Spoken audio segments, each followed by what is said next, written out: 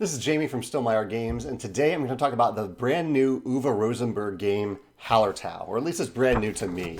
Hallertau is a game that I played just a few days ago. We played it 4-player, and here's some photos from the game. This is the worker placement aspect of the game. This is part of my personal farmyard in the game, including my jewel box, which I really enjoyed.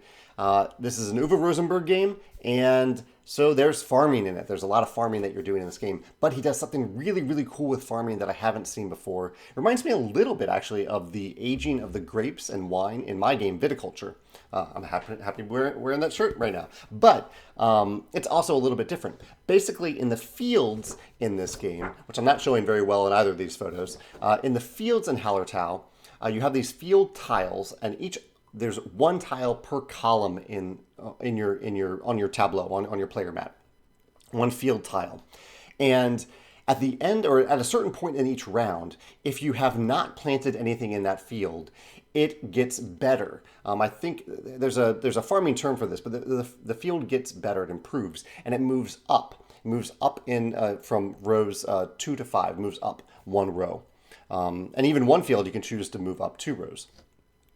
So there's a strategy around not planting because the field gets more valuable. Or during the round, if you planted something on a field tile, you pull off that token and you move it over to the left side. I really wish I had printed out the other board here, but you move it over to indicate the current value. So if the field tile is on row 4, you have 4, say, 4, what's an example of barley? You have 4 barley then. So you move the barley token over to level 4. It's essentially the same as having 4 barley. And then you move the field down. Because you use the field's value gets worse, just a little bit worse. So the next time you plant in the next round, you're only going to gain a 3 value barley or whatever you end up planting there.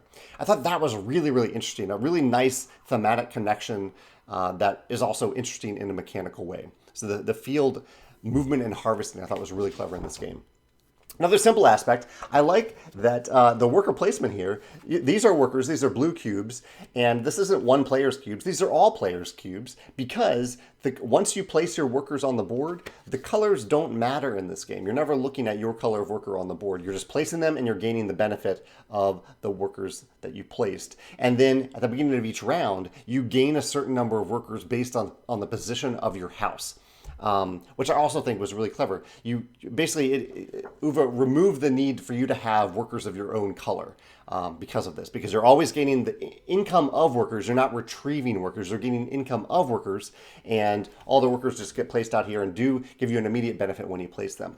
He used a system of escalating numbers of workers. So like the first player to go on this spot right here placed 1 worker. The next person who wants to go there must place 2 workers, and the next must place 3. And at the end of each round, you pull off the top row of workers for each of these actions. So if the round ended right now, we would pull off this 1 worker because it's the top row. But on this one there, the top row is filled with 3 workers, so we would pull all 3 of those workers off there. So this action would be harder to take in the next round, whereas this action would have 3 different action spots to take. I think that's a really clever action selection, worker placement system to use in this game.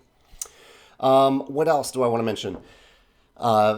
The building advantage. Oh yeah, so I don't have a great photo of it here, but one big part of your player mat is this giant house, this house, basically a tile that you have that has a hole cut in it, and it reveals your income, the number of workers that you're getting. I guess that's not technically income, it's the number of workers that you're getting for the next round. And the whole game basically is moving certain tiles. Oh, you can kind of actually see them here. You can move, these are 5 smaller tiles right here, and each round you are trying to move them over to the right. And if you're able to move all of those tiles over to reveal a full other column of space, then you get to move your house towards these tiles. So the whole game is about getting enough resources to move these tiles over to improve your income, to move your house over. It's a huge part of the game. And I thought that was just a really clever use of user interface to easily convey, when you do this, when you move all these tiles over, now there's space on the board to move your big house tile over to fill that column that you've just cleared, thanks to having taken care of these things. I think that's really, really clever. Yeah, I thought that was awesome. And last, I want to mention, let's see if I have one card showing you. I have a few of them. Okay, on the board, around the corners of the board, are 4 different types of cards that you can gain over the course of the game. There are different ways to gain these cards, but one way is simply to put a worker here and gain the top card of the deck. So the cards are random. However, the different types of cards give you different types of goals. They're all different kind of your goal cards, like either have or pay X and gain Y.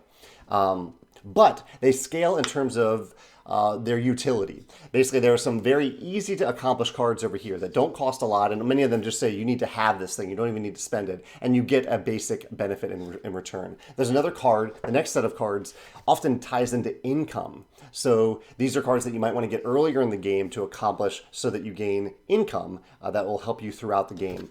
Then this stack down here are kind of long-term goals that you're pursuing over the course of the game. And this one is a little in between. This is kind of a hybrid of the two.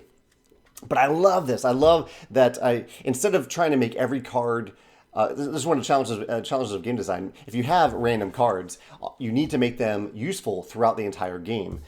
Uwe just said, no, I don't want to worry about balancing that. I will make 4 completely different decks of cards so that players can choose if they want to go after an income card right now, if they want to go after an endgame card, an easy card. It reminded me a lot of really the mission system in Yedo, where you have very easy cards and more complex cards. And even early on in the game, you want to have one of those really long-term, hard-to-do missions in Hallertau or Yedo, so you can have something to aim for. But you want to get some easy things along the way. And the addition of the income cards is really cool too. Really, really clever random card selection mechanism. Rather than having these cards splayed in an open market where you can see them, that causes a whole other array of design problems, or really user interface problems. You can have random decks that just do different things for you to pursue throughout the game. Really, really clever system there. Yeah, Hallertau. Great job with Hallertau by Uwe Rosenberg. I'd love to hear your thoughts in the comments below. If you've played Hallertau or if this reminds you of any other games in this realm, I'd love to hear your thoughts in the comments below. Thanks.